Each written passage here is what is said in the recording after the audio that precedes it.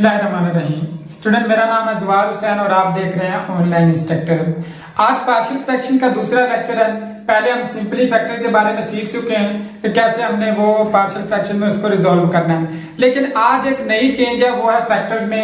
कि आपको ये स्केयर नजर आ रहा होगा एक फैक्टर पे। हमारे पास दो फैक्टर है, x-2 और x+1, लेकिन x-2 पर हमारे पास स्केयर है। तो जब भी हमारे पास कोई स्केयर आएगा होल का, तो हमने कैसे हल करना है, यही आज का मौजूद है।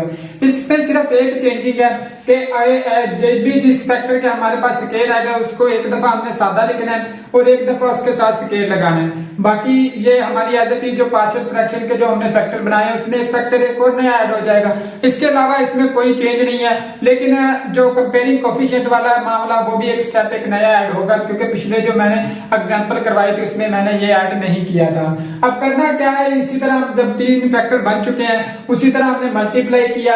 मैं स्टेप छोड़ रहा हूँ, आपको इजीली बता रहा हूँ कि हमारे पास ये कट ऑफ होके हमारे पास वही चीजें आ गई कि इसका फैक्टर जो एक उसके साथ कट होगा, लेकिन x-2 और x+1 बच जाएगा। साथ में b के साथ हमारे पास x+1 बचेगा, क्योंकि x-2 का होल स्क्वायर उसके नीचे है, वो उसके साथ कट जाएगा। c के साथ x-2 का होल स्क्वायर हमारे पास रहेगा, क्योंकि x+1 c के नीचे है, वो उसके साथ कट जाएगा जब हम मल्टीप्लाई करेंगे। अब हमारे पास इक्वेशन नंबर 2 आ गई, क्योंकि हमने इक्वेशन नंबर 1 इसको नाम दिया था ताकि बाद में जो वैल्यूज निकालेंगे उसको हम इक्वेशन नंबर 1 में रख सकें। इक्वेशन नंबर 2 को नाम दिया और इससे अगला स्टेप मैं आपको कंपेयरिंग कोफिशिएंट वाला एंड पे समझाऊंगा, क्योंकि आपको पहले भी मैं बता चुका हूं कि कैसे आपने वैल्यू पुट करनी है। अब हम वही करेंगे कि मैं x=2 पुट करेंगे, क्योंकि हमारे पास x-2 एक फैक्टर है, उसको हमने 0 के इक्वल क्या रखा, तो हमारे पास वैल्यू आई x=2। x अगर हम 2 इसमें रखेंगे तो ये 2 + 4 ये बन जाएगा 6, और इसके साथ अगर इसमें रखेंगे तो ये भी 0 हो जाएगा, और इस c में रखेंगे तो वो भी 0 हो जाएगा, क्योंकि उनके साथ -2 वाला फैक्टर हमारे पास मौजूद है। लेकिन b एक ऐसा फिगर है जिसकी हमारे पास वैल्यू निकलेगी 2 और 1, ये 3 हो जाएंगे, 3b। इसी के साथ हम इनको सिंप्लीफाई करेंगे तो हमारे पास आएगा b=2। पहली एक रकम हम निकाल चुके हैं। अब हमारे बारी है दूसरे फैक्टर की, जो है x+1, यानी कि x=-1।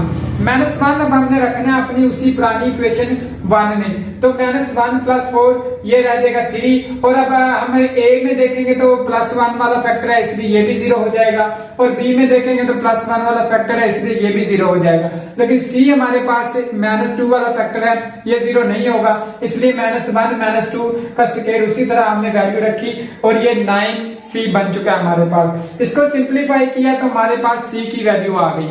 अब हमारे पास 2 वैल्यूज आ गई है, लेकिन हमारे पास तीसरा फैक्टर नहीं बचता कि हम तीसरी वैल्यू यानी कि हमारे पास a नहीं है, a की वैल्यू निकाल सके। इसका मेथड अब आपने गौर से समझना है कि हमारे पास एक जो इक्वेशन थी नंबर 1, इसको हमने थोड़ा सा रीअरेंज करना है। जो चीजें मल्टीप्लाई हो रही है या कोई फार्मूला इसमें है तो उसको खोल लेना है, तो वो इस तरह का इक्वेशन बनेगी। इन दोनों को मैंने मल्टीप्लाई किया, ये एज इट इज आ जाएगा, और तीसरा इसका स्क्वायर है जो होल का, वो मैंने सिंप्लीफाई किया है। इसमें आप अगर देखेंगे तो x के हम कोफिशिएंट को ना कंपेयर करेंगे। कोफिशिएंट जैसे कि कांस्टेंट है क्या ले, इसके साथ a जुड़ा हुआ है x स्क्वायर के साथ, इसलिए मैंने a लिख लिया।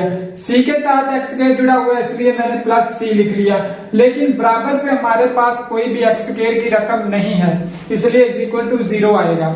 एक और इसमें एडिशन में बात करता, जब अगर हमारे पास +d +e या इससे आगे के भी कोई फैक्टर होते या वैल्यूज होती जिनको हमने फाइंड करना था, तो उसका तरीकाकार भी यही था कि हम x स्क्वायर वाले देख चुके हैं, बाद में x वाले हम कोफिशिएंट को देखते, फिर कांस्टेंट के कोफिशिएंट को देखते, इसी तरह हम इक्वेशन बना लेते और हमारी वैल्यूज आती रहनी थी। लेकिन फिर वक्त हमें a की चाहिए, इसलिए मैंने a + c रखा है =0, और हमें a की वैल्यू ही चाहिए और c की वैल्यू हमें एज इट इज मालूम है।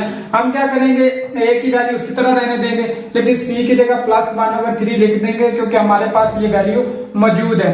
अब c की वैल्यू जब रखी तो उसको दूसरी साइड पे लेके जाएंगे तो -1/3 ये हमारे पास a की वैल्यू आ गई। इन तीनों वैल्यूज को मैंने पुट किया अपनी इक्वेशन नंबर 1 में। ताकि हमारी जो पार्शियल फ्रैक्शन वाला जो क्वेश्चन है उसको रिजोल्व किया जा सके। पहले हमारे पास थी इस फॉर्म में शक्ल, लेकिन उसको सिंप्लीफाई करने के बाद पार्शियल फ्रैक्शन के जो रूल्स हैं उनको एप्लीकेबल करने के बाद हमारे पास ये टर्म आई है। इसी को कहते हैं पार्शियल फ्रैक्शन।